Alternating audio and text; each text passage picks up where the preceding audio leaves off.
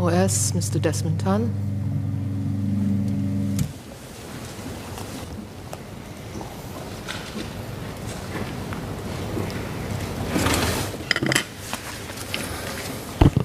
Madam Chair, community partnership is crucial to achieving the Home Team's mission. This coming year, MHA will tap on our partnership with the community in two areas. First, combating scams. Second, in the design of our policies and legislation related to the private security industry. I'll cover the first one. We are concerned with the scam situation in Singapore. In 2020, more than 15,000 cases of scams were reported, a 65% increase from 2019. We agree with Mr. Derek Goh that the police should be sufficiently resourced to combat scams. The police has since reorganized existing resources and set up the Anti-Scam Center in 2019. Through the Transnational Commercial Crime Task Force, or TCTF, the police has also partnered foreign law enforcement agencies in Malaysia, Macau, and Hong Kong to tackle cross-border scam syndicates targeting victims in Singapore. The police will continue to conduct joint operations with like-minded jurisdictions. And MHA will continue to monitor and review the resources allocation to ensure that the police continue to remain effective. I chair the Inter-Ministry Committee on Scams, or IMCS in short, which draws on the expertise and the resources from different ministries. In the coming year, the IMCS will deepen our partnership with the community and private sector stakeholders to combat scams. Allow me to elaborate on a few notable initiatives. Mr. Derek Goh asked for an update on the IMCS plans to deepen its partnership with the banks, telcos, and digital platforms to combat scams. Now first, banks. The Association of Banks in Singapore, or ABS, and its members have worked with the police and MAS to detect and to weed out scammers and money mules. We also took measures to help victims recover losses through Project Frontier, which stands for Funds Recovery Operations and Network Team, Inspiring Effective Resolutions. This is a collaboration between police and more than 20 financial institutions. Once the police is notified, most bank accounts suspected to be involved in scammers' operations can be swiftly frozen within a day. Now, this is a big step forward from the 14 to 60 working days that this task used to take. I have asked the banks if we can work together to further compress the turnaround time for freezing of banks' accounts used by scammers, so that even less is lost to scams. Besides banks, we also work closely with telcos and IMDA to block spoof calls and scam websites used by overseas scammers. MCI will elaborate on efforts to tackle scam calls during its Committee of Supply debate. Finally, we are working with digital platforms to do more to combat e-commerce scams, which remains the top scam type in 2020. We are working with e-commerce platforms such as Carousel, Lazada, Shopee, Q10, and Amazon to prevent scams.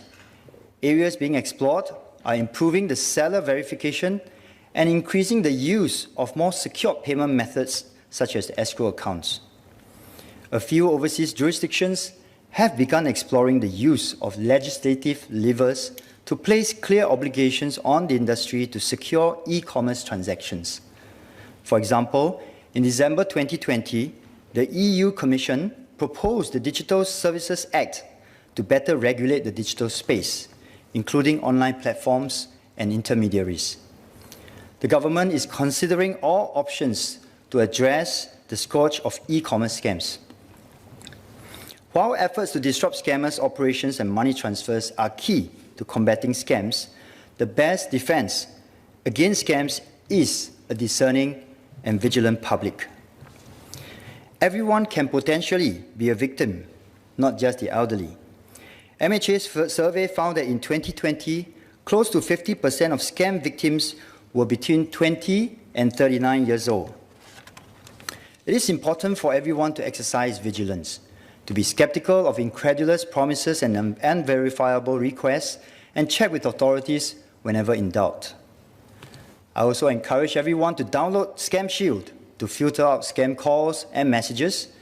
To date, Scam Shield is actively blocking over 2,500 scam numbers and has filtered more than 280,000 scam messages. Scam Shield is an application developed by GovTech, MHA, as well as NCPC. Right now, it is only available in iOS version, but agencies are working towards developing an Android version. Madam Chair, I would now like to make a few remarks in Mandarin. 主席、女士，我国诈骗案日益增加，因此，内政部团队将全力以赴和我们的社区伙伴紧密合作，加强防范措施，也提高国人对诈骗的意识。防范诈骗有3不，就是不要的不。